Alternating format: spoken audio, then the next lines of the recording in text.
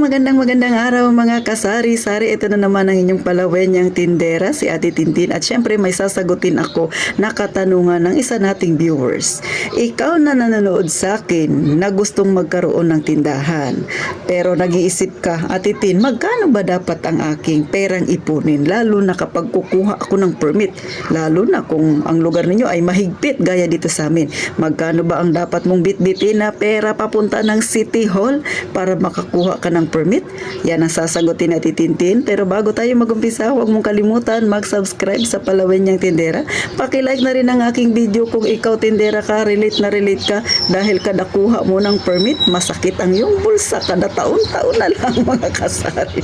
At syempre, paki-share naman kung hindi kayo busy. Kaya, umpisahan na natin ang real talk, masaya at mainit-init nating chismis. Magandang araw mga kasari-sari. So ito ay katanungan ni Ma'am Marjeline Dawang. Sabi niya, Ate Tin, magkano ba dapat ang gastos pagka raw kukuha tayo ng business permit mga kasari? So hindi na magpaligoy-ligoy sa Ate Tintin, pero bago tayo mag-umpisa mga kasari ha, pauna lang, itong sasabihin ko sa inyo na ginastos ko, based ito sa experience ko. Kaya maaring may pagkakatulad tayo sa ilang bagay, pero meron din tayong hindi pagkakatulad. Medyo hindi siguro tayo magkaparehas ng bayarin, pero hindi naman magkakalayo sa palagay ko kasi parehas gobyerno naman itong naniningil sa ating mga kasari.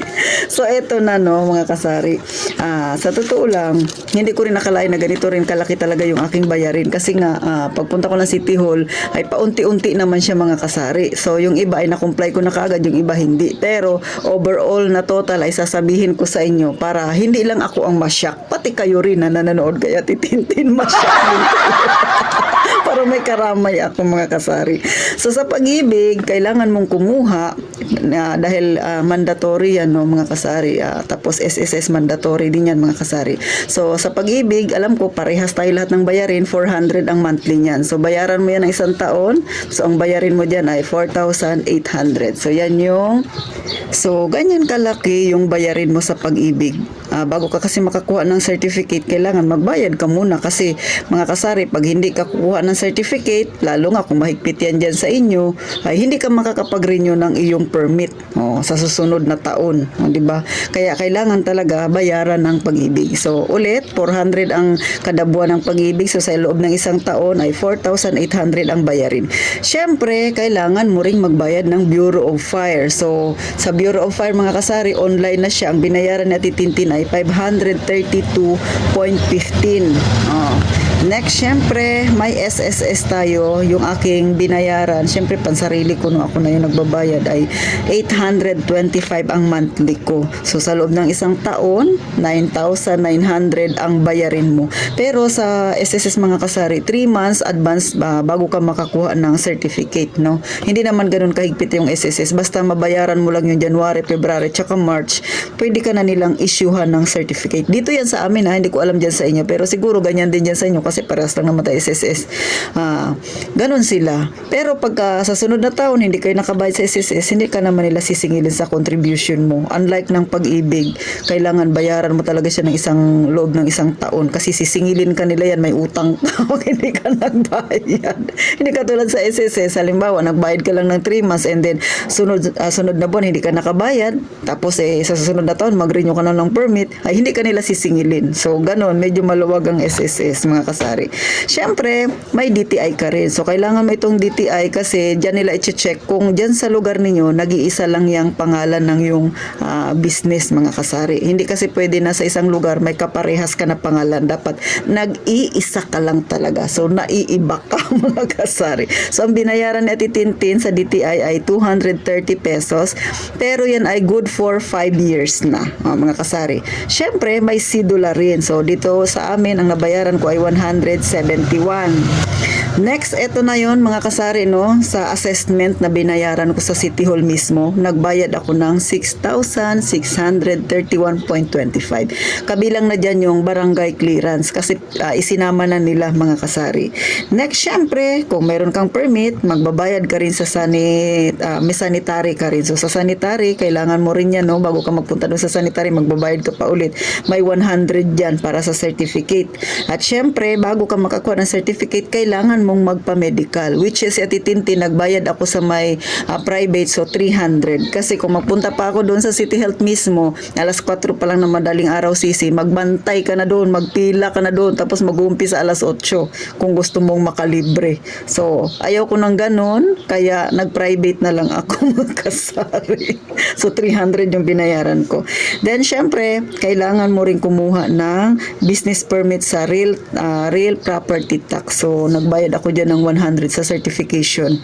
Kung kayo ay may mga iba pang babayarin, katulad ng lupa, kasama rin yan sa bayarin ninyo. Hindi ka pwede mag-renew ng permit na may mga dapat kang bayarin kasi makikita nila yan dyan sa computer. So, hindi ka ma-issuehan ng certificate, mga kasari. Pero pwede ka nang magbayad ng permit. Kaya lang, yung mga clearances na kukunin mo, ay kailangan talaga ay bayaran mo yan. So, ganon, mga kasari. So, kung marami kang ari-arian, marami ka ring bayarin. Kaya, yan ang aking binayaran, mga kasari. So, pag i-total mo yan, 22,764.4. Ito ha, hindi pa kasali dyan ang PhilHealth. Labas pa dyan sa 22,000 na yan, 764.4 ang PhilHealth ni Ate Tintin. So, hindi pa ako nakabayad. Hindi pa naman siya mandatory sa amin. Ang mandatory lang ay ang SSS at saka Pag-ibig. Pero siguro pag naging mandatory na yan, expected mo na maghanda ka ng 30,000. Nasyak ka ba? Para parehas tayo. Para may karamay si Ate Tintin sa syak. So, ganyan lang kalit ang tindahan ko. Ang bayarin mo ay ganyan kalaki. So, ikaw na gustong magkaroon ng tindahan at mahigpit yan dyan sa lugar ninyo, ay alam mo na, mga kasari. Kaya, kung ang lugar ninyo ay hindi pa ganun kahigpit, tapos nagtitindahan ka, ay sige, magbakbak ka tinda. Para kung sakali na maghanap na sila ng permit, meron ka nang naipon na mga kasari. So, hanggang dito na lang si Ate Tintin. Sana nagkaroon kayo ng kaunting idea tungkol sa aking binayaran. Ulit ha, hindi ito yung exactly na babayaran ninyo. Pero alam ko halos magkakaparehas tayo kung hindi man magkalayo. Hindi man sobrang taas, hindi rin sobrang baba. At take note, taon-taon tumataas ang permit. Hindi ko rin alam kung bakit.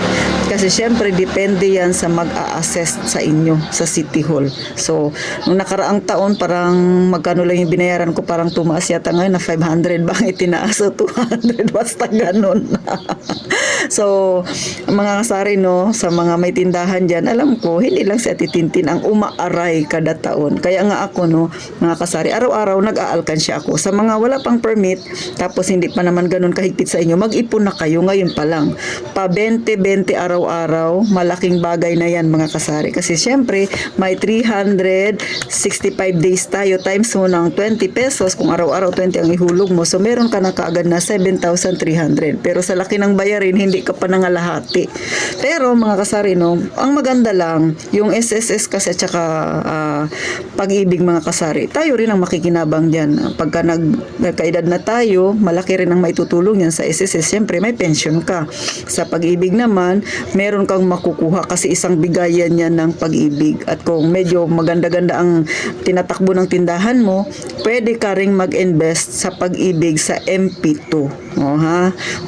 At least meron na kayong kaunting idea kung gusto ninyong mag-invest paunti-unti, di ba? Pinakamababa yata sa MP2 kung mag-invest ka ay 500 kada buwan-buwan. Ay medyo malaki ang tinutubo ng pera, pero 5 years 'yun. Para kang nag-aalkansya sa loob ng 5 years, mga kasari.